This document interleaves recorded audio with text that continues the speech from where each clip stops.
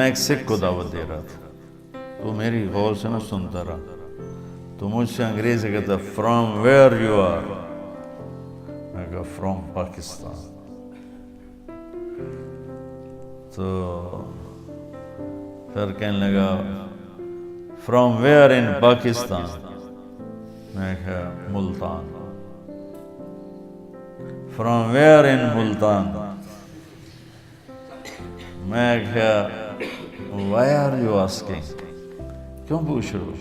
کہا I am from Multan, a small town Tulamba. جب تلمبا گیا تو میں ہنس پڑا، تو پھر اردو میں بولا ہنسے کیوں ہو؟ میں نے کہا آئی ایم فرام تلمبا. کہنے لگا آپ اپنی بولی بولیے.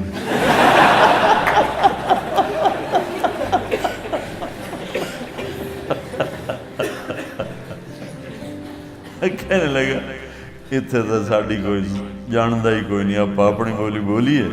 میں کہا بولیے.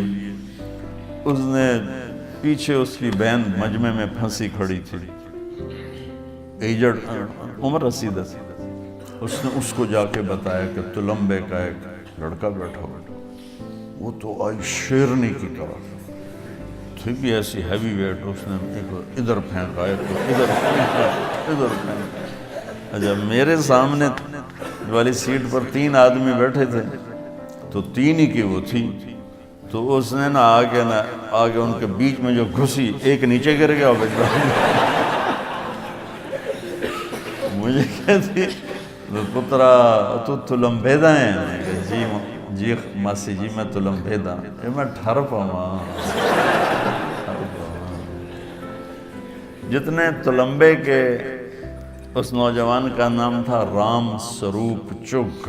مجھے آج تک یاد، مجھے اب تو چیزیں یاد نہیں رہتی، مجھے آج تک یاد. رام سروپ 86L سیٹلائٹ ٹاؤن، اس نے مجھے اپنا ایڈریس دیا تھا، پتہ نہیں زندہ ہے مر گیا. لیکن تلمبے کے ہندو سونی پت شفٹ ہوئے. اس سونی پت کے مسلمان وہاں تگا ایک قوم تھی بڑی، وہ تلمبا شفٹ ہوئے. کچھ اس میں راجپوت فیملیز بھی ہیں، کوئی یہ تگا فیملی. تو وہ بی بی جلندر سے جو شروع ہوئی ہے مجھ سے باتیں کرنا تلمبے کی، تو سونی پت تک وہ چپ نہیں ہوئی. امبالے گاڑی روکی تو میں نے وہ باہر چھاوڑی والا سیب بیچ رہا تھا، میں نے سیب لیے، تو میں نے کاٹ کے میں نے کہا ماسی کھاسو، کہ پتر اسی مسلیاں کو کھاندے نہیں، پر تو تلمبے دا ہے، تیرے کو ضرور کھاس. تو کھائے. وہ بڑی مالدار فیملی تھی. انہوں نے مجھے جو حویلی بتائی وہ تلمبے کی ایک اینٹیک حویلیوں میں تھی. تو کہنے لگی میرے باپو حویلی پوری کی تھی تو ملک بن گیا.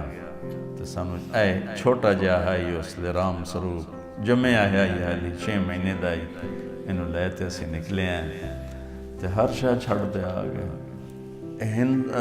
تلمبے میں ہندوؤں کی 2 بڑی فیملیاں تھیں، ایک پروتھی اور ایک چگ.